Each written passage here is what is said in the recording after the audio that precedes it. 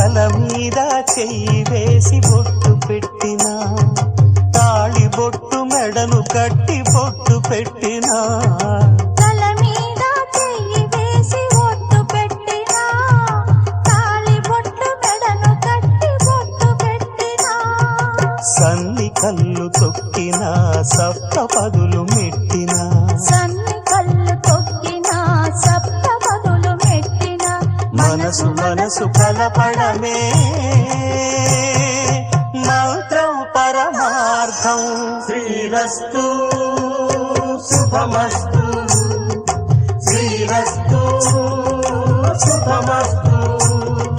శ్రీకారం చుట్టుకుంది పెళ్లి పుస్తకం, ఇక ఆకారం దాచుతుంది కొత్త జీవితం.